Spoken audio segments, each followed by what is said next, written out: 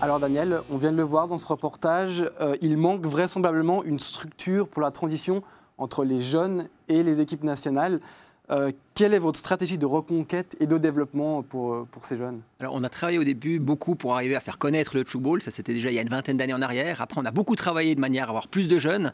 Et là, on est très content parce que notre mouvement junior se porte très bien. On a plus en plus de joueurs moins de 10 ans, plus en plus de joueurs moins de 12 ans, moins de 15 ans.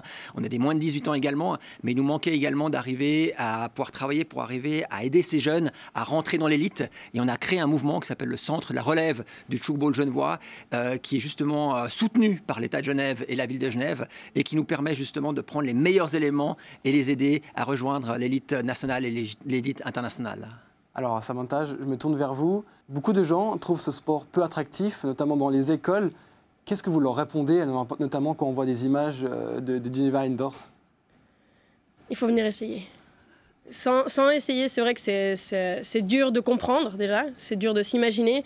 Nous, on a à Meyrin le tournoi avec les parents qui viennent, et c'est vrai que c'est là où on se rend compte au final de tirer sur un trampoline et de faire quelque chose de sympa. C'est plus difficile que ce qu'on pense. Donc, je les invite à venir essayer. Même dans mon club, c'est les bienvenus pour voir ce que c'est vraiment le tchoukball.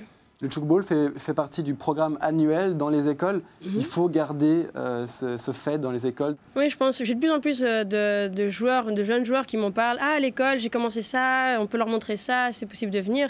Et c'est comme ça que des joueurs viennent, de nouveaux joueurs, pour tester le tchoukball. Donc oui, pour moi, c'est important de le garder à l'école. Daniel, pour revenir au Geneva Indoors, ce tournoi représente beaucoup pour vous.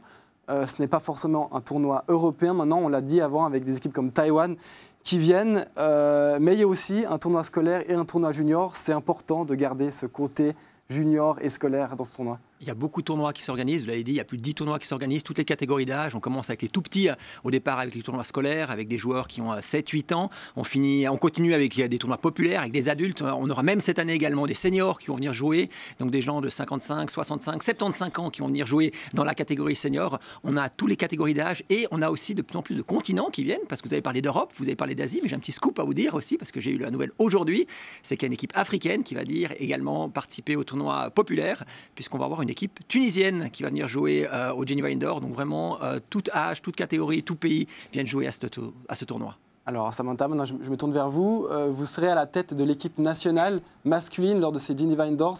Une équipe masculine qui joue la gagne à chaque tournoi. Alors l'année passée, c'est vrai qu'on est arrivé en mode...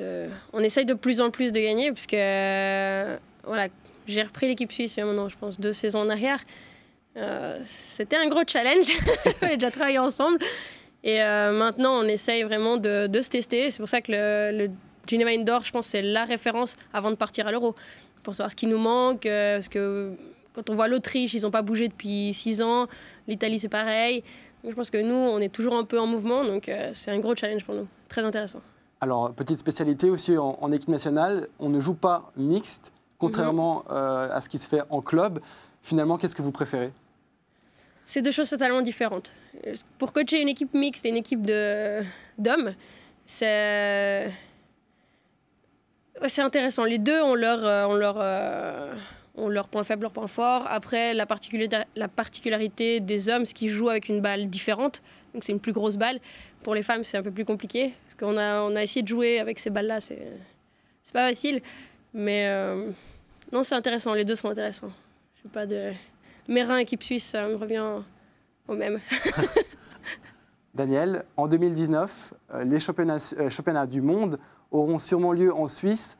Le comité de Geneva Indoors sera peut-être mandaté pour organiser ces championnats du monde. C'est une fierté pour vous. Vous confirmez ce choix ? Alors déjà, pour 2019, ce n'est pas 100% sûr. Hein. On a fait la candidature, on était à Taïwan, on a fait la candidature auprès de la Fédération internationale de tchoukball. On espère pouvoir avoir ces championnats du monde, mais la confirmation, on ne l'a pas encore. Après, c'est évident que pour nous, c'est une grande fierté de pouvoir, si ça, ce choix se confirme, on serait très fiers de pouvoir organiser ces championnats du monde ici à Genève, avec en grande partie le comité du tchoukball Geneva Indoor, mais également d'autres personnes de la Fédération suisse qui viendraient nous soutenir, parce que c'est clair que c'est une grosse organisation, un championnat du monde. C'est une grande fierté, mais c'est aussi une chance pour le tchoukball suisse, pour le développement du tchoukball suisse. Mais je pense oui, absolument.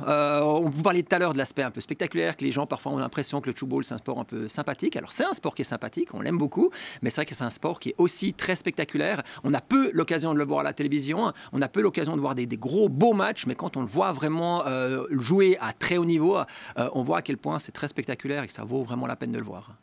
Daniel, Samantha, merci pour vos témoignages. Juste pour finir, pour conclure, Daniel, les dates de Geneva Indoors. Alors Geneva Indoors, c'est en effet du 16 au 17, ça c'est toutes les manifestations, mais là où il y a le gros spectacle, c'est la Coupe des Nations.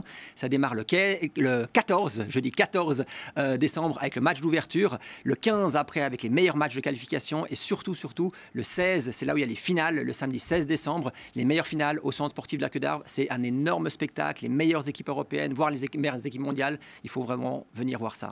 Eh bien, on sera présent. Merci beaucoup à vous.